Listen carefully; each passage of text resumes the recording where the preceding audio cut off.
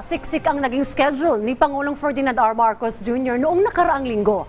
Iba't ibang aktibidad ang kanyang dinaluhan, kabilang ang programang tumutugon sa pangailangan ng ating mga kababayang magsasaka. Si Alan Francisco sa report. Rise and Shine, Alan. Noong nakaraang Sabado nang sinimula ni Pangulong Ferdinand R. Marcos Jr. ang kanyang aktibidad bilang panauhing pandangal sa pagpapasinaya sa Grand Westside Hotel sa Parañaque City. Dito ay binigyang diin ni Pangulong Marcos na ang kumpanyang Mega World ay tunay na kaakibat ng Pilipinas sa pag-unlad ng turismo at ekonomiya. Today, ladies and gentlemen, we open the Grand Westside Hotel. Many have benefited from the actual construction of these projects, around 20,000 direct and indirect jobs. Linggo nang nagtungo si Pangulong Marcos sa Western Command sa Puerto Princesa City, Palawan. Dito ay kinilala niya ang mahalagang papel ng mga kasapi ng Armed Forces of the Philippines na nagpamalas ng dedikasyon upang depensa ng Pilipinas sa gitna ng pangigipit ng China sa usapin ng West Philippine Sea. As your Commander-in-Chief, I have never been prouder of the brave women, men, and not just the West Command, but the entire Armed Forces as I am today.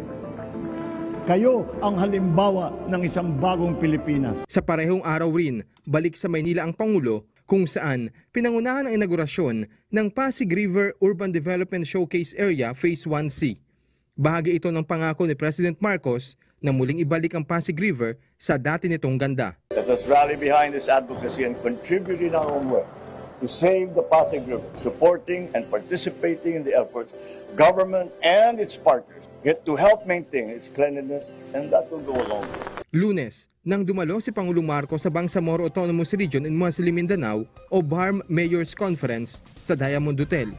Binigyang diin dito ng Pangulo na magiging matagumpay ang kauna-unahang parliamentary election sa BARM sa pakikipagtulungan ng mga local leaders. Martes, nang pangunahan ng punong ehekutibo ang Legislative Executive Development Advisory Council o LEDAC meeting sa Malacanang. Dumalo rito ang mga mababatas at kanilang tinalakay ang pagpapasa ng mga batas na makatutulong sa pagpapabuti ng buhay ng mga Pilipino. Nagkaroon din ng National Economic and Development Authority o NEDA meeting sa pangunguna ng Pangulo sa Palasyo. Sinundan ito noong Miyerkules ng awarding ceremony of the 2024 Walang Gutom Awards sa Malacanang, kung saan kinilala ang mga lokal na pamahalaan na nagtataguyod ng kampanya kontra kagutuman sa kanilang mga komunidad. Ipinunto ng punong ehekutibo ang pangarap niyang wala nang magugutom na Pilipino. To build a bagong Pilipinas where food is not only affordable but plentiful. Where every bagong Pilipino leads a good, healthy, and productive life.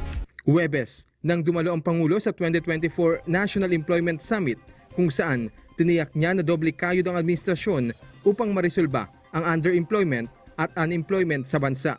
We'll continue to ensure the sustainability of jobs, upskilling and reskilling of our workers to maintain the productivity and the edge of our labor force and our economy. Sa parehong araw rin, nang magkakasunod niyang pinuntahan ng Antique, Bacolod City at Dumaguete City para mag-abot ng presidential assistance sa mga magsasaka, may ngisda at kanilang mga pamilya. Kayo ang bida ngayon sa ating kwento ng tagumpay dahil sa bawat pagtatanim at pangingisda ninyo ay pinapanday din ninyo ang kinabukasan puno ng pag-asa at pangako para sa lahat. Biyernes naman nang bumisita siya sa Cebu para sa 36th Joint Meeting of the United Nations Tourism, habang diretso siya sa Bohol para maghatid din ng ayuda sa mga residente roon.